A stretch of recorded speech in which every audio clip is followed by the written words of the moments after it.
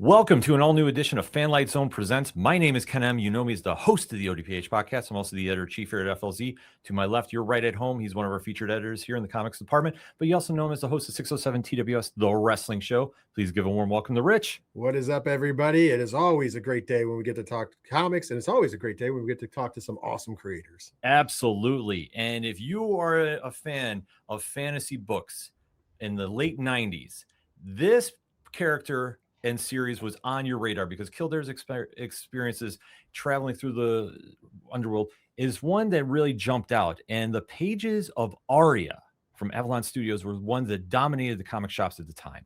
And now it is coming back in a Kickstarter campaign that you cannot miss. We can talk about it, but we have somebody on the line that can definitely talk about it. You know his work from such books as Spawn, 9 Rings of the Wu-Tang, M. Rex, and he's also the co-creator of Witchblade, and he's also going to be right behind here with the ARIA Omnibus. So please give a warm welcome to Brian HABERLIN. Brian, what is going on? Hey, everybody. Working myself to the bone. Yeah. I can hear that. I understand that. We can definitely hear that. That's what I'm doing. I'm working myself. I'm making comics. Dag nabbit. Making comics awesome. and we actually did this week actually, because it's funny when you do a bunch of creations. So, over the years I've had, it's funny because I did the math from when I started Anomaly, which was the most recent company in 2010. And so from 2010 to, it wasn't even 2010, it was, 2012 to 20, so 10 years, I did 2,759 pages of interiors. Wow. So that's Hellcops, Sonata, The Marked, all these image series, Faster Than Light, Anomaly, Shifter. It's so fun to just keep creating these things, and keep coming out with new stuff, But I've done a lot of, as you can kind of, I always post up on the side, because I was blessed in coming into comics. I mean, I don't know if I can just ramble, or if you guys have something you want to start. No, by all means.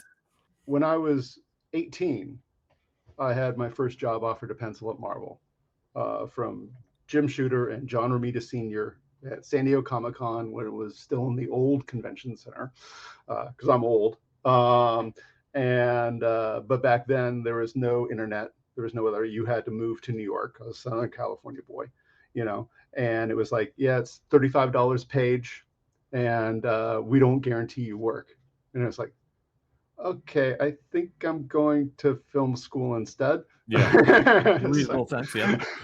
So I have a master's degree in screenwriting from Loyola and communications, but and then my first jobs were working in television, Lorimar Television, which was the king of television back in the day.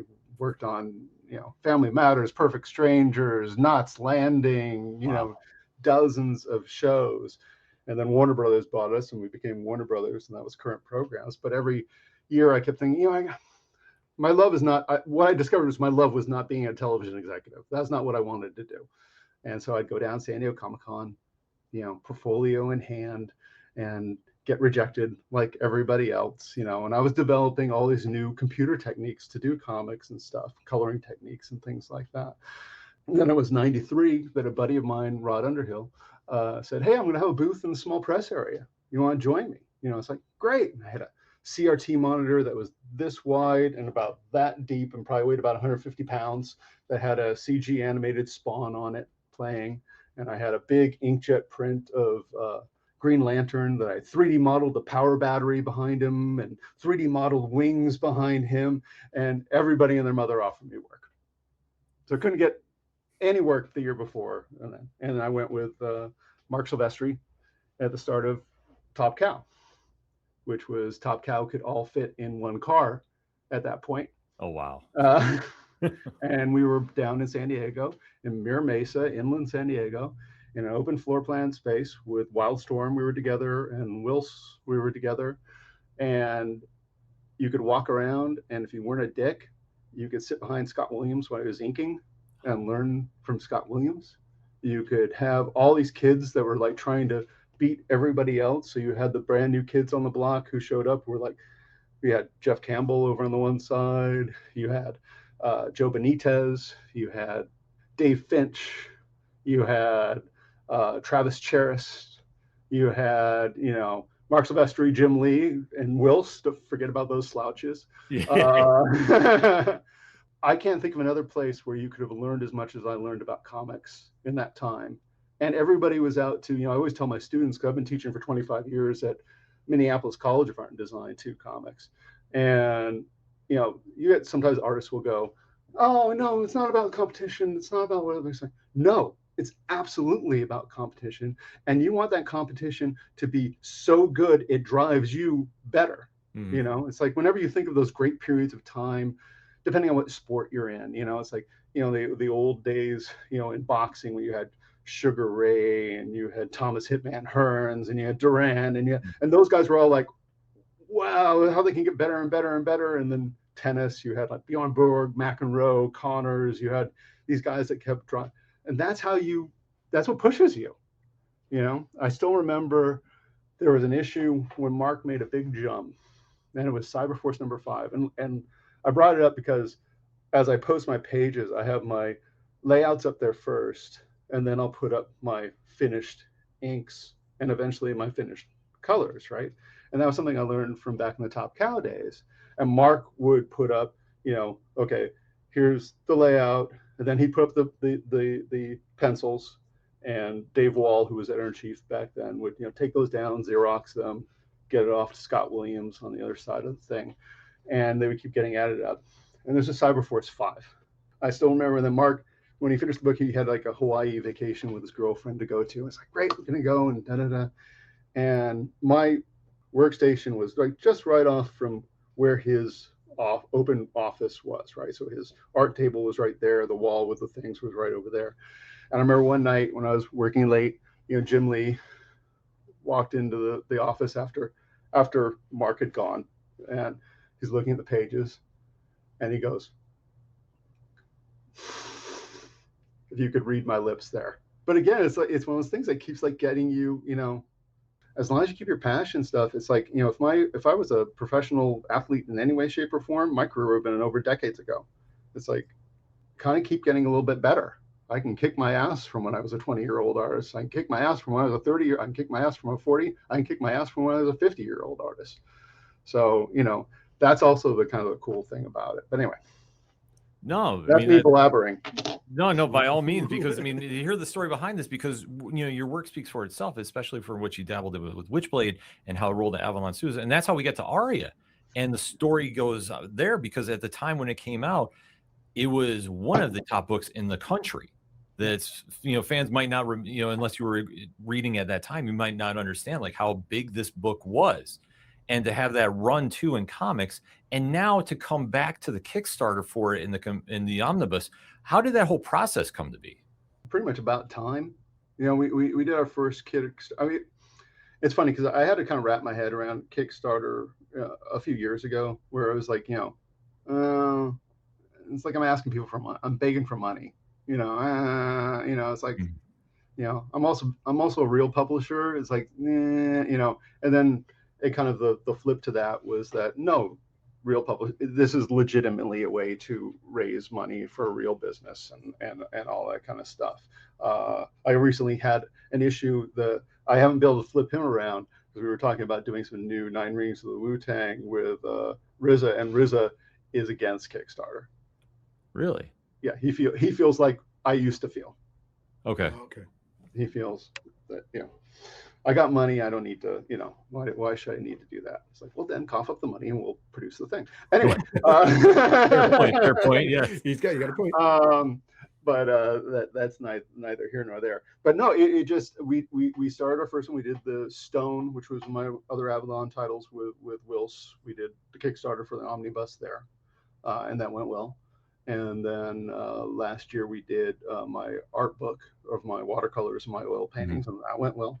And it just became time, since we know it's kind of working, and we know, let's pull the jewel out and get that going. It's never been collected with all the stuff that we have.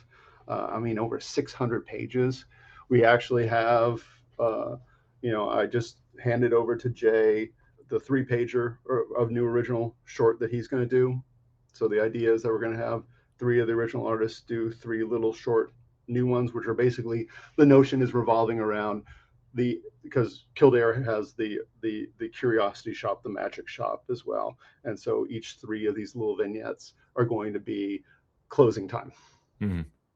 So what happens with, all of a sudden, the guy gets his foot in the door. It's like, I want a refund. And then what's that little short vignette story? And that's going to have Royale and Martinez, who was one of the original artists on the book, and Lam Medina. We got 2 between Jay and Lam Medina. We got 2 Eisner winning artists there. So that's pretty good. Absolutely. And so it's going to have new material in there that's never seen the light of day, and stuff that's very rare, I think. It's like when you start looking at the stuff, it's like all the different, from all the comments. My dear friend Mike Turner did that for us back when he was alive. Amazing work, yeah. One of the sweetest guys and most talented guys in the industry you would ever want to meet. All the stuff, just a little prose book that has beautiful writing by Brian Holguin in it. Aria, more Aria, more Aria, more Aria. And then all the fancy stuff we're doing. I mean, the tiers on this thing are going to be mind blowing. I mean, we have, so we have like hollow. Oh wow! Cards. Hollow cards. Super very limited. Nice. That'll be going out. Hollow card. I do, I've been a 3D modeler animator since the Amiga days, which is a long time ago. Yeah. So I do a lot of 3D stuff. So we will be having, Wow. I mean, the work is just impressive here. These will have, again, based off the first cover. Wow. Skulls. For anybody that's hearing this in podcast form, you definitely have to check the YouTube version out to just see the intense detail involved with these. Yeah, and then we have even some original art tiers that we're going to be doing. This is actually one of the reveals of one of Jay's new pieces for the short story that we have in there. Amazing. Probably shouldn't have it in a plastic screen for this stuff. But it's all right, because it just kind of teases enough to the audience that you definitely want to make sure you're clicking on the link to the Kickstarter to get the book. Jay is doing 4 sketch cards too for it, and his sketch cards are not like anyone else's sketch cards. They're not sketches. They're these mind-blowing, detailed, beautiful things. We have here I got a little. So when it was Brian Holguin and myself who first came up with the notion for Aria. So 1998, us sitting across the way from, probably back then, Top Cow was on the promenade in Santa Monica, which is like a nice kind of shopping area and stuff. So there are restaurants and stuff. And Brian came down and we were talking about, things we wanted to do and stuff. And I'd love to do our Doctor Strange. Can we do our Doctor Strange? Let's figure out our Doctor Strange, And this is actually the very first character sketch of Kildare and the Pug. Oh, wow. From 1998, when Kildare was a guy and not a woman. Mm. And Pug was a little bit more sort of heavy metal with yeah, I was gonna say kind of thing. And then we went around for trying different artists to do it, because my chops weren't ready to do something like that back then. And also we'd launched, so basically, Aria came out under Avalon, right, which was after I left Top Cow, Wills and my comic studio, Wills Portasio. And so we had Hellcop, Stone, Aria, and The Wicked were our first 4 titles. So it was finding the right artist for Aria. And I remember when we first saw Jay's stuff, it was like, okay. But we tried other people. There were other people involved that, you know, almost had the gig but didn't. At one point, Buzz was in the mix, if you know Really? that artist from back in the day. Mhm. And a couple others, but Jay was our guy. And I hate to say it was like it was a little easier back then, because as opposed to back then, it was Wizard ruled the comic industry, Wizard Mhm. magazine, Oh yeah. and you had the one distributor in Diamond.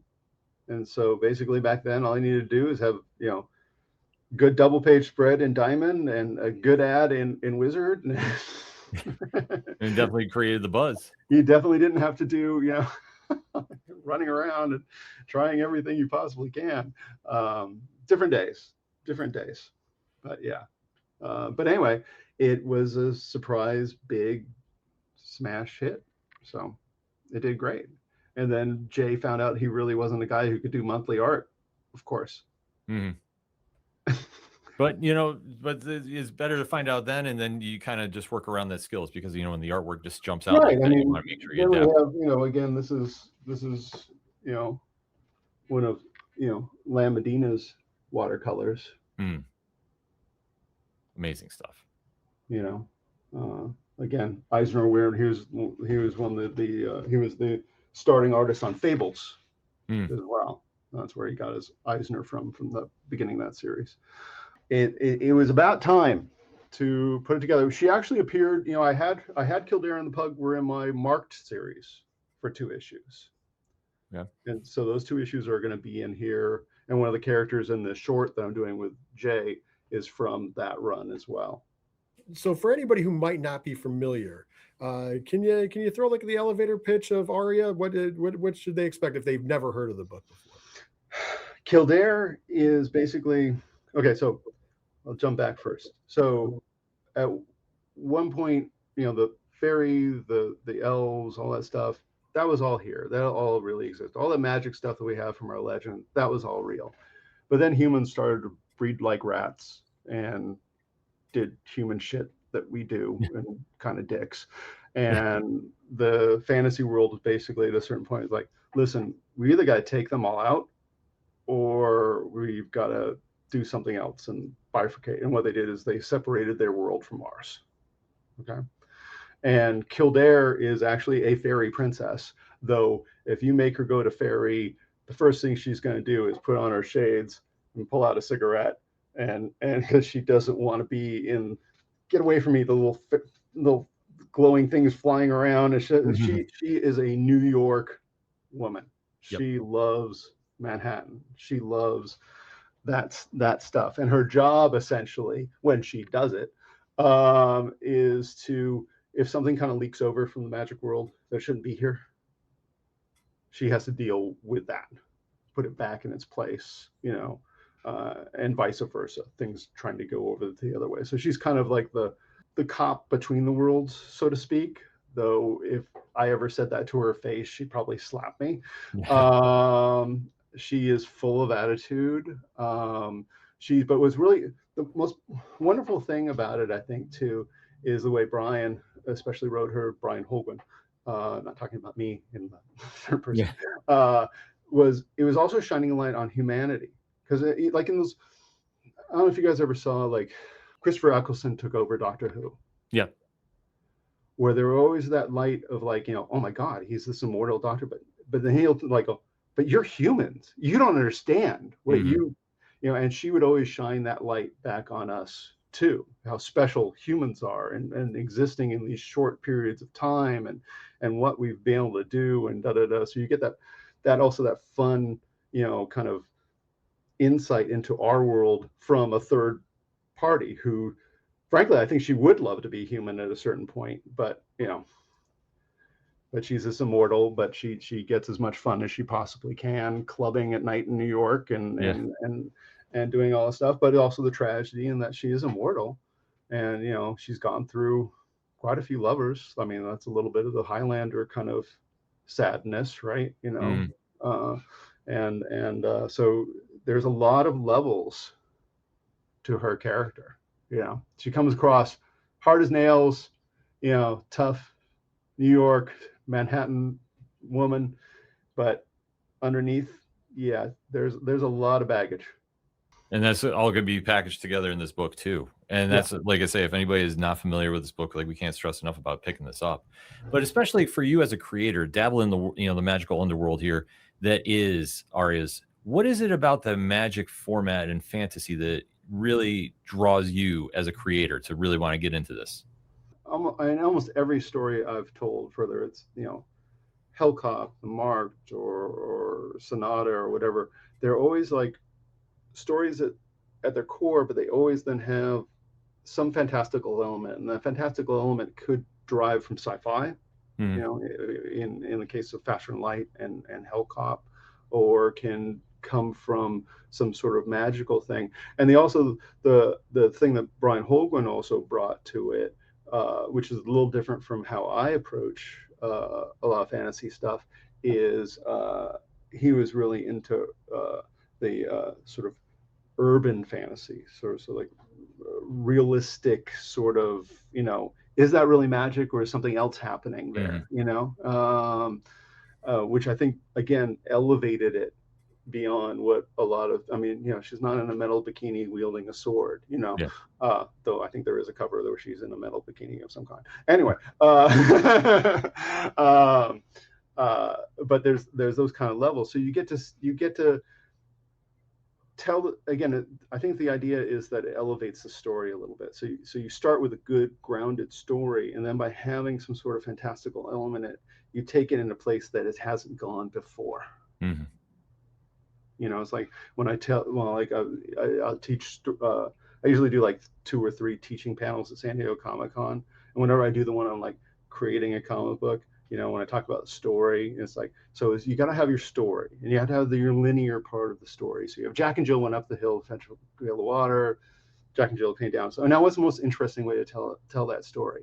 Is a more interesting way to tell it from the point of view of that squirrel that's in the tree above the well, who freaking hates Jack and Jill, and is the result of why they came tumbling down the hill at the end of the day. You know, is that the way you tell that story? So it's like getting the basic A, B, C, and then, okay, now what's more interesting? You know, it's like, or do we start with Jack, close up the camera, head to the side, blood coming out his mouth, and then we tell the story from how did he get here, you know, kind of thing, you know? So, and then adding the fantastic element on top of that gives you into another realm of possibilities. As you mentioned, Kildare is a fairy that lives amongst the mortals. Break down the challenges of working on a character that's obviously so complex from just from the creator standpoint. You almost have to, at a certain point, limit yourself, because you can't have her throw in like, you know, all this stuff from, you know, this, that, and the other thing. You have to really kind of focus. This story and every theme has to go kind of around that theme. So you focus in like a, you know, we have the first one is one of those sort of obvious gimmies where it's like someone is killing the immortals. How do you kill an immortal? You know, and then why is someone going around killing the immortals? You know, who could possibly even do this? So you have those kind of great little storylines, and then you have the fun elements around it. Like there's a great, one of my favorite scenes in I'm always into like the little moments in storytelling. Like there's a great little scene where Pug, after a night of drinking with Kildare, you know, is relieving himself in an alleyway, and there's an old poster on the wall for a Mozart concert with Mozart music, and right, but it had a big picture of Mozart. It's like, oh, I remember him. Yeah, he was a funny guy, you know, and stuff. And Kildare goes, yeah, it was a few hundred years ago, okay. You know, yeah. But you have those great elements. That's always one of my favorite things. That is that sort of, you know, linking into actual history. You know, for a moment, could you think, oh, maybe these characters really did exist, you know, and their point of views on these historical characters. Sometimes, because we have John Lennon in that in the Summer Spell story, you know, the Beatles and stuff. So that was a 60s. So we did the 60s story. That was Mark Parrillo did the art on that one. So we get to jump. I mean, that's also what I like about a character that has existed for so long. We could tell a Western story with her if we wanted to. You know, we could tell, you know, you could tell all these kind of fun stories. You know, even I haven't done it, but, you know, I guess we could tell a future story where she's on some stupid space station, you know, right? You know? I mean, the playbook's wide open. Yeah. Yeah. And I really like that a lot. You know, that was one of the whole ideas when we started Witchblade, was that, you know, this is the Eternal Champion's weapon. You know, this has been around for a really, really, really long time. So we can tell stories of who had it in the Old West, who had it in the 1800s, you know, who had it, you know, and it just, you can go keep telling stories, you know. It's so much creative freedom. I mean, that's the beauty of that, like in going into that format, because if you have an immortal character or deal with that topic, you can really cover any ground that you really gravitate towards as a creator. And that really opens up a lot of doors. And I think when fans are picking up this book, they're going to see a lot of that in here. And especially in dealing with Kickstarter too. You know, for you as a creator, what has been like the biggest pro and con about using this as a format? All the prep work you really have to do it right. Oh, completely. Yeah. What we're kind of trying to do with it now is more make it, you know, as a functional building part of our business, you know. And so planning on doing more Kickstarters during the year, but each Kickstarter sort of building on the last one. And, you know, we're very good at producing high quality stuff because we've been doing that for decades. And we're also very good at getting it out on time to people, or even having it done, like my watercolor and oil book, we printed that before the Kickstarter was done. People got their special stuff in that like a month after the Kickstarter ended. Wow. You know, and I think that's really, really, really important, is delivering as soon as you possibly can and on time. And since we're a little different than most creators that do this, is that I've been a publisher for so many years as well, and had so many of my things published. We know how to do all that stuff. We know how to deal with printers. We know how to deal with, you know, all that kind of stuff. So we can get all those, just as soon as we need to press the button and it goes out, you know. I mean, because you do things like you source things out, like, you know, a buddy of mine, Jay Photos, I don't know if you know his work. He does a lot of indie kind of horror books, 68. What was one like? So he just came out with, and it's one of those things too, when you have the group of people that you've known for so long and stuff, and they help each other. You know, he had like his, you know, this is his 68 book. You know, it's got nice spot varnish on it. You know, the reading ribbon. This is over a 600-page book too. It's like, you know, all right, you know, because we already had our printers, but we were always looking for other people. I can tell you who did this and stuff, and it comes with this dust jacket. Again, it's got the spot varnish on it, all that kind of nice stuff. And their printer kicked my printer's prices. And it's like, okay, great. Yeah. But it's like, but that's also part of it, is that you've been doing this long enough that you have a group of people that you can just knock on their door. Like I could knock on the door of, you know, anyone at Top Cow and say, so you just finished that big Kickstarter, you did that. So what did you think of those guys you used for Film It or whatever, you know? So no, that definitely helps. When you're old like me, you can, you know, call up, you know, all these other old creators that, and again, the master of it all is freaking Brian Polito. It's always good to have the connections to get it done. Especially if I'm not sure about something about Kickstarter, I'll ask Brian. Brian will absolutely know. I mean, again, I always say Brian's the hardest working man in all of comics. Yeah, and to have him on speed dial, that's amazing too. It's like I say, because how fast that market evolves, you know, to have that knowledge and then to apply to what you have coming out, and especially like you touched upon too, getting product to the audience on time. Yeah, that I always think that's probably the most vital thing of any campaign. it blows me away, guys that have had successful Kickstarters, you know, or whatever, and just, what do you mean you never got their book? Yeah, you're going to do a really good next Kickstarter. Exactly. It's like, what are you thinking? I don't understand. I don't understand. I mean, I understand to a certain degree because, Sure, you know, having been, you know, on the editorial side of this business too, knowing that most comic book artists are kind of flaky. Anyway, yeah. So I could see, you know, when all of a sudden, oh, what do you mean I have to actually do the whole thing now and get it out? I know how to pencil. I don't know. What do you mean? yeah. Pretty much. You mean the guy who's lettering this for me wants to get paid? Oh, jeez, man. Always with the money. Somebody always wants money. I don't know. Who does this? Speaking of money for something though, like obviously a lot of value with the Kickstarter, a lot of things are going in. So when you're watching, hopefully when people are watching this, they're going to go over because we're putting out a little early. Make sure they're clicking on it so they get notified when it goes live and they start buying this up. Amazing because there's a lot of amazing stuff.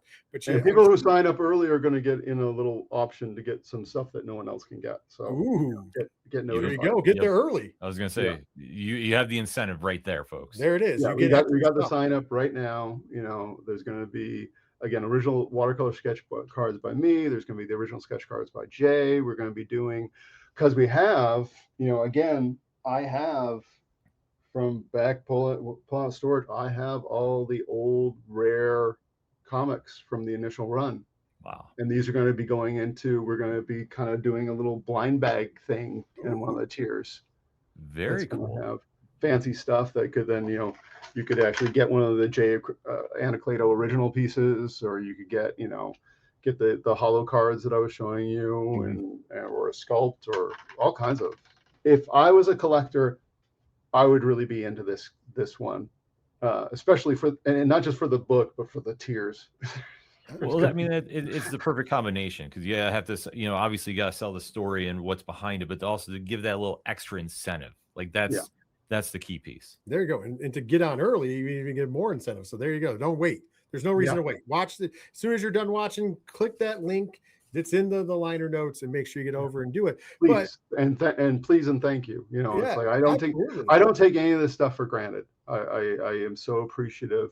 You know, I was, you know, one of the awesome parts about being a comic book artist and comic creator, you know, is like I was at the last show I was at the OAX festival in Florida, and I was drawing and doing some things for it, and the ability to do like a little sketch and hand it to someone and have them be so happy. Yeah, the ability to make somebody happy, that's the coolest part about doing what I do. You know, it's like, oh my God, it's like I could, cool. You know, and again, I can do the same thing with the publishing stuff too. You know, it's just like, here, my goal is, again, to make everyone who backs this and gets this go, that was really cool. That was one of the coolest, best Kickstarters I've ever gotten. You know, quality wise, content wise, the whole 9 yards. You know? Yeah. That's just awesome. Just the all that going in. But where it's kind of great here is that you are somebody who has been just a very big driving force in independent comics, done a lot, obviously worn many hats in independent comics, and as somebody who really enjoys the indies as well as Ken here, and a lot of the people watching. Like right now we're having a gigantic boom in indie comics, and you know, you can say Kickstarter is part of that because obviously it's a new way, or not even a new way, it's been a way up for a while, but it's really taking shape as being a way to get a lot of things out to people. Plus obviously more indie publishers, I think, now than possibly ever. Like what is, from somebody like you who is really, I don't want to say pioneer because indie comics have been around for a while, but in the form that it is now, definitely have pioneered it in a way. How do you feel about the way the indie comics are going right now in the year 2026? You know, I tell people it's right now is the time, you know, and I've been preaching this for a while, that you know, 'cause you got to do your own stuff. that has always paid dividends for me. Old properties getting optioned to Hollywood or whatever, or extra money, because you have to think all about it as a business. You have to think about, as you get older too, is like I want things that are going to eventually, maybe keep paying me in some way, shape, or form, or whatever. I mean, not thinking about it Machiavellian. I still always put things like, this is what I want to do, and I wouldn't do a comic that's like, oh, I think that's going to be a hit. I'm going to do that. I don't really want to do it, but I'm never going to do that. But I think there is something to creating your own thing, and I think too, with the avenues that you have now to build an audience, that you have them in from the ground floor. It's like, okay, I'm starting this thing, and it's going to start with nothing. It's like you don't expect that you're going to get a bunch of followers. It's going to be at least a year before you start seeing any traction, but you've got to be ready to put in that year. And I also tell young artists and creators quite often, it's like, you'll get these guys coming out of like art school or whatever, and jumping into a game company, or jumping on, and they're doing textures all day for the game company, or they're doing whatever all day for the thing. And when they get home, they can't work on their own art. They're too tired from putting that stuff. So I tell people, it's like, get an office job, get something that's going to pay you some medical, and get that boring ass job. Because then when you go home, guess what you're going to do? You're going to work on your writing. You're going to work on your art and stuff, and you'll have the energy still to do that. And then, something's going to come or something's not going to come from it. But even like what I was saying to you guys before, it's like, there's no way I could do what I'm doing now in my 20s. Yeah. You get better, and if you can keep the passion for the thing and have something that's going to cover your nut, and so you can have you're not being a starving artist is overrated. You don't want to be a starving artist. Fine. I mean, get a postal job, get whatever you're going to get, and that will enable you to really do this stuff, and it will really drive you to do this stuff. The only problem that we have, so there's two things, right?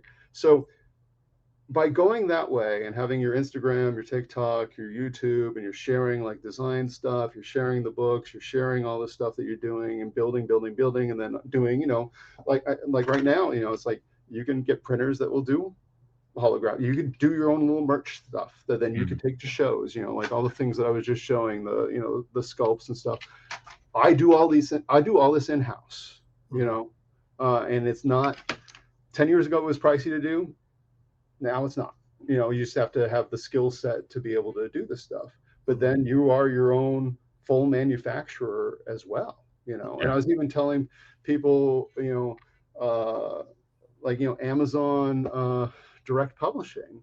Let's say you don't have money to really, you don't want to print. Let's say if you're a real indie creator, right? And you're going to shows and you're an Artist Alley vet essentially, and you got your book. If you went somewhere, it's like, okay, I'm going to go to a printer and print. It's going to be a minimum, of 100 or more issues, and it's going to be expensive at that point, right? But it's also, you're doing something else for your dog, and your wife's going to be all pissed off with the boxes of books that you keep having in the garage piling up of your old inventory. Amazon Direct, you can publish straight from them, right? And they'll print on demand, but you can also then go to Amazon Direct, and then they're so much better quality than they used to be, and you could do fairly big things and stuff like that. And you just say, okay, send me, I got a show coming up at the end of the month, send me 20 copies at print cost and take it to the show. Yeah. No big inventory that you're carrying. It's like, there's all those kinds of options. But the problem with pure Kickstarter is, unless you have a really big social media thing going on, we're talking 1,000 people getting the book.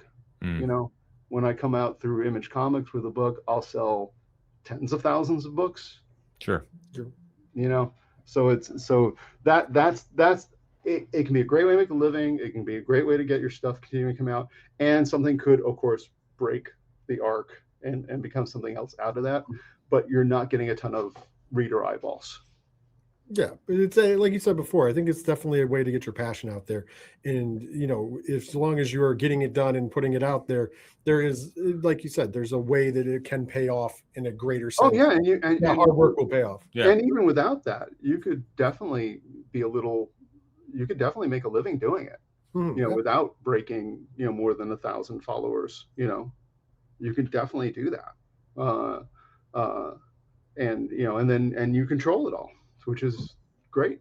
Yeah, I mean that's the thing you want to do. I mean, it's your dream. You want to do it. You want to get the passion out, but you got to put the work in. And as long as you're doing that, I always say the work will stand out, and the work will draw the people in. It's just a matter of how much passion you want to put into it. And you know, every creator's got their own different journey about that. Yeah. So, But again, this did not exist, you know, 10 years ago. yeah, Absolutely. You know, but now it is absolutely a viable way to make a living as a creator. yeah. And you know, you're seeing such a growth in it too that yeah, it's a vital part of the market and you know the business. And you know, it's something that you're seeing a lot of great stories come from this, and it evolves. And you know, it's just another way to get the product to the fans and the readers, because everybody's really looking for something different now. So Yeah. well, speaking of something different, obviously the world of ARIA coming back in this format, did it really create the itch that we possibly may see some new stories coming down the road? Well, like I said, there are going to be 3 new stories in the collection itself. Okay. They're all going to be little shorties. They're going to be like Sure. three 3-pagers essentially, because and this will be Jay's first sequential book since Marvel's Eye of the Camera, Okay. which is a long time ago. Yeah. And then you know, I did again throw her into my Marked series for a couple issues, her and the Pug. We're in that. That was my book with the Coven of Witches that have the tattoos are their spell books and Gotcha. stuff. Yep. And she had a relationship with one of the witches there. But yeah. Fair enough. Fair As enough. you know, I already told you about the one thing that we can't talk about that is in the pipeline. What one thing? I don't know what you're talking about. I do know that we are talking about making sure you get to that link, start signing up now, because as you heard, you have early incentives to make sure that you are ready to go, locked and loaded when the Kickstarter goes live, making sure you have that all ready to go, because this you're going to want to get your hands on, especially if you're a collector. It looks amazing. There's a lot of amazing things that you get with it. There's a lot of tons of incentives. And once again, jump on early, because there's even more incentive to jump on early. So this is not just a forewarning. This is, we have to get this done. This is this is a must. Ken, your thoughts on it? No, I mean, absolutely. Like I say, this is a series that you really, if you haven't checked out, you really want to dive into, because as a young comic reader back in the day, I remember this, and I remember like how big this was when it came out. And somebody might go like, wait, it's not, you know, Spider-Man, it's not Batman, it's not.